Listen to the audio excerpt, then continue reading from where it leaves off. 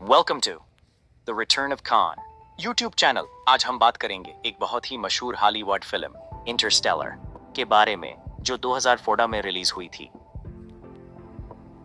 21वीं सदी के वसत में इंसानियत को खतरा लाहिक है डस्ट स्टॉर्म्स यानी गर्द आलोद तूफानों और फसलों की तबाही की वजह से। जोसेफ कूपर जो कि नासा का साबिक टेस्ट पायलट है और बेवा भी है, अब एक फार्मर है और अपने बच्चों मर्फ और टॉम की परवरिश कर रहा है। साथ ही उनके दादा डोनाल्ड के साथ रहता है। मर्फ के टीचर्स उसे डांटते हैं क्योंकि वो कहते हैं कि अपोलो मिशंस झूठ नहीं थे। एक डस्ट स्टॉर्म के दौरान मर्फ और कूपर को मालूम होता है कि डस्ट के पैटर्न्स जो मर्फ के कमरे में होते हैं, जो वो पहले गोस्ट समझती थी, दरअसल ग्रेविटेशनल एनोमली यानी कश्शी अनोखाई की वजह से हैं। ये पैटर्न्स उन्हें जियोग्राफिक कोऑर्डिनेट्स यानी जोग्राफियाई निकात में तब्दील कर देते हैं। ये निकात उन्हें एक सीक्रेट नासा फैसिलिटी तक ले जाते हैं जहां प्रोफेसर जॉन ब्रांड काम कर रहे हैं। वो बताते हैं कि 48 साल पहले सैटर्न के करीब एक वर्म होल जाहिर हुआ था जो दूसरी गैलेक्सी में ले जाता है जहां 12 प्लैनेट्स हैं जो मुमकिना तौर पर रहने के काबिल हैं, और ये प्लैनेट्स एक ब्लैक होल जिसका नाम गारगेंचुआ है के करीब वाक़ हैं। लाज़ारस एक्सपेडिशन के वॉलंटियर्स पहले ही वर्म होल से गुजरकर इन प्लैनेट्स का जायजा ले चुके हैं और 3 प्लैनेट्स मिलर, एडमंड्स और मैन ने अच्छे नताइज दिए हैं। कूपर को एंड्योरेंस स्पेसक्राफ्ट का पायलट बनाया जाता है ताकि वो वर्म होल के जरिए एक हैबिटेबल प्लैनेट पर जा सके जहां 5000 फ्रोजन एम्ब्रियोज के साथ इंसानियत की बका मुमकिन हो।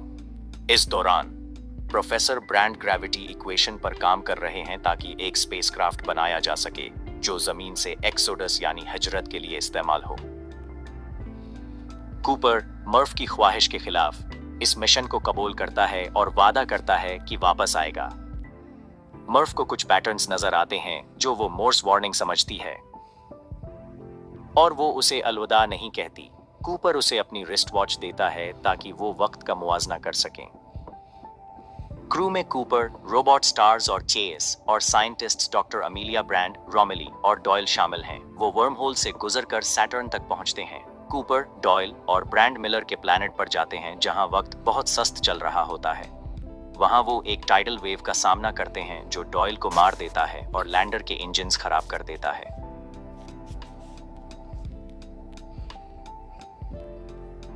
जब वो प्लैनेट छोड़ते हैं तो उन्हें मालूम होता है कि एंड्योरेंस पर 33 साल गुजर चुके हैं। उनके पास फ्यूल सिर्फ एक प्लैनेट पर जाने के लिए बचता है, तो वो मैन के प्लैनेट का इंतखाब करते हैं। रास्ते में वो अर्थ से पैगामात वसूल करते हैं और कूपर देखता है कि टॉम बड़ा होता है, शादी करता है और अपने पहले बेटे को खो देता है।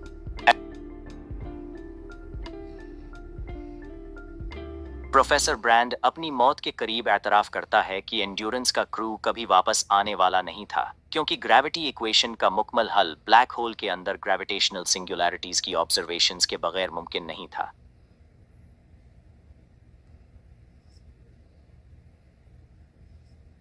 मान के प्लैनेट पर वो उसे क्रायोस्टेसिस से जगाते हैं, लेकिन मान डेटा में धोखाधड़ी करता है और कूपर को कत्ल करने की कोशिश करता है। मान कूपर का लैंडर चराकर एंड्योरेंस की तरफ जाता है। मान की बोबी ट्रैप रोमिली को मार देती है, लेकिन ब्रांड कूपर को बचा लेता है। मैन डॉकिंग में नाकाम होकर मर जाता है और एंड्योरेंस को नुकसान पहुंचता है, मगर कूपर उसे दोबारा कंट्रोल कर लेता है।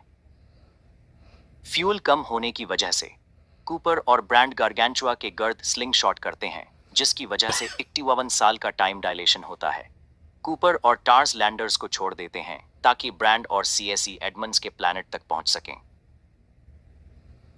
गारगेंचुआ के इवेंट होराइजन में गिरकर कूपर एक टेसरैक्ट में पहुंचता है जो मर्फ के बेडरूम के इन्फिनिट कॉपीज पर मुश्तमिल होता है। कूपर समझता है कि एडवांस्ड ह्यूमंस ने ये टेसरैक्ट बनाया है और वो मर्फ का गोस्ट था। वो मोर्स कोड का इस्तेमाल करते हुए रिस्ट वॉच की सेकंड हैंड को मैनिपुलेट करता है ताकि मर्फ को डेटा दे सके जो टार्स ने कलेक्ट किया था और वो ग्रेविटी इक्वेशन मुकम्मल कर पाती है। टेसरैक्ट अपने मकसद को पूरा करके कोलैप्स हो जाता है और कूपर और टार्स को इजेक्ट करता है। कूपर सैटर्न के करीब एक स्टेशन पर जागता है और अपनी बूढ़ी मर्फ से मिलता है जो अपनी मौत के करीब है और उसे ब्रांड को तलाश करने को कहती है। कूपर और टार्स स्पेसक्राफ्ट पर ब्रैंड और केस के पास जाते हैं, जो एडमंड्स के प्लैनेट पर ह्यूमन कॉलोनी कायम कर रहे हैं।